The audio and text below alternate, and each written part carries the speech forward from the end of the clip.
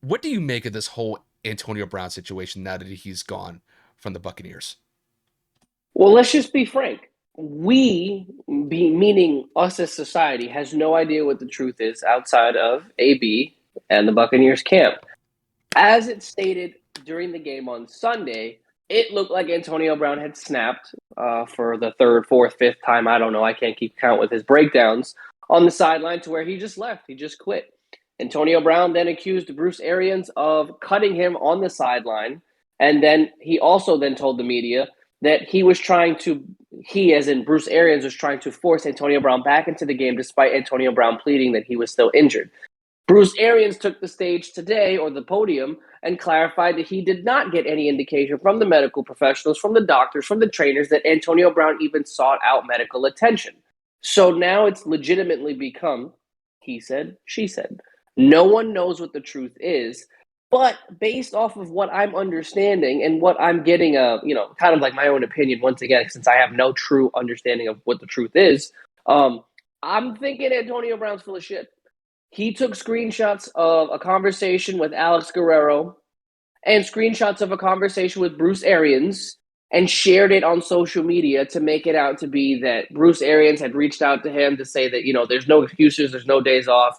And then the Alex Guerrero one was, hey, Alex, or hey, AG, just reaching out. I would like my refund from my training session since we didn't technically get to work out. It was about $100,000 that Alex had to send him back.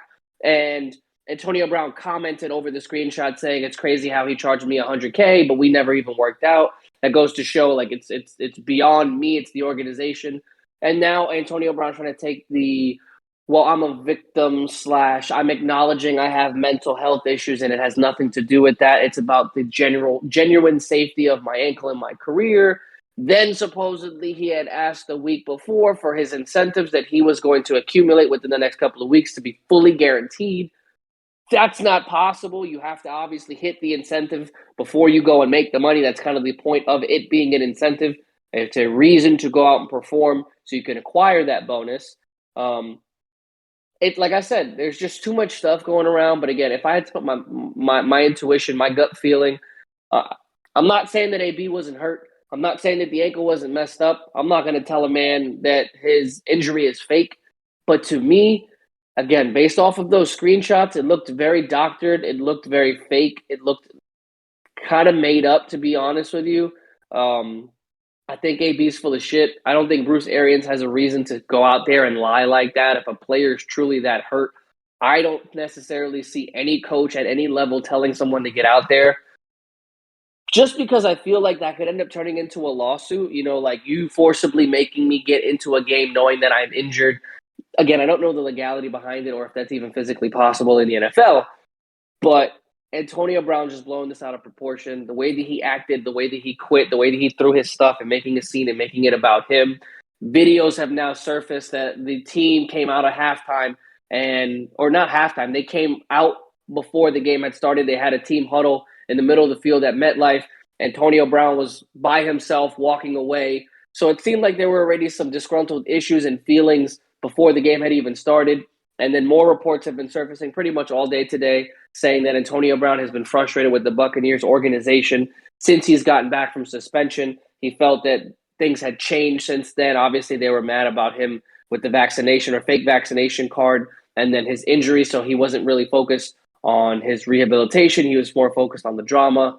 And guys, there's just too much shit. This just really rattles off. Kyle and I were exchanging screenshots back and forth and reports pretty much all day while we were working to kind of discuss this. And it literally was like one thing after another. Like we didn't even send each other anything different outside of this. I mean, Kyle, would you agree it was like legit back and forth, just AB news for like an hour? It was just ridiculous.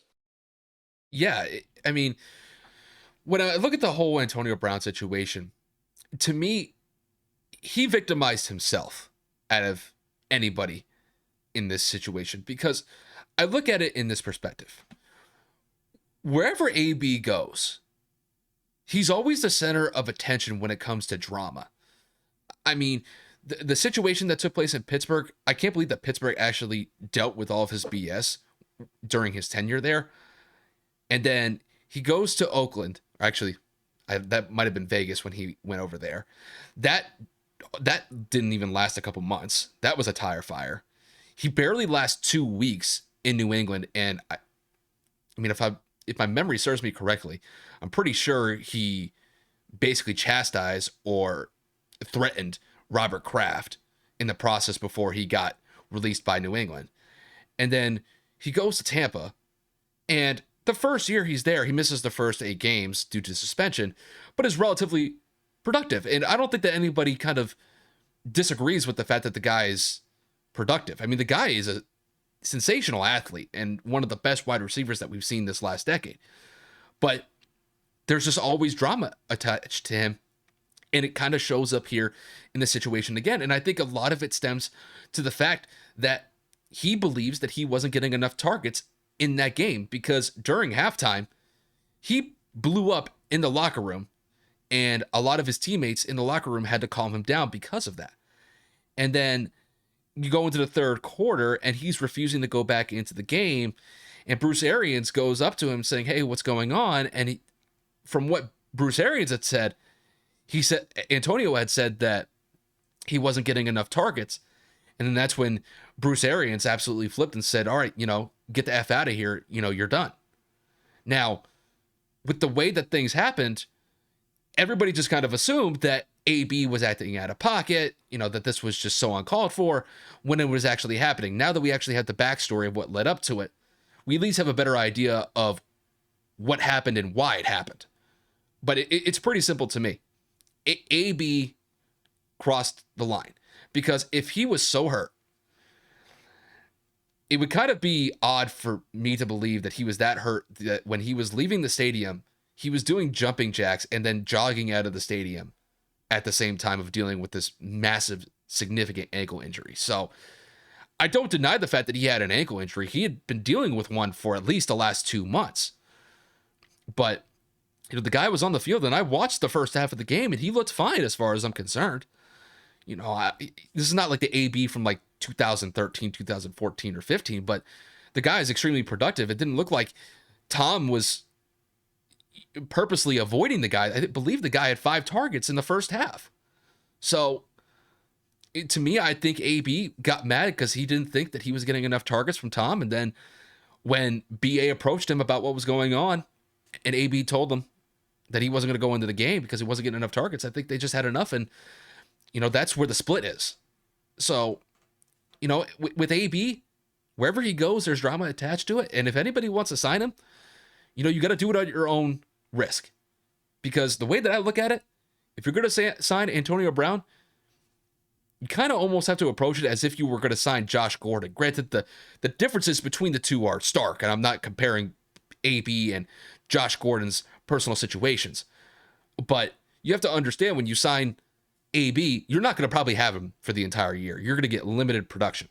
So, that's kind of the story as far as I see it. And when I look at it, it's unfortunate just across the board, because I thought Antonio had a great opportunity with the Bucs. I mean, he got a Super Bowl ring out of it. So, I mean, that's nothing to be ashamed of. But it's just unfortunate that the situation turned out the way it happened last week against the Jets.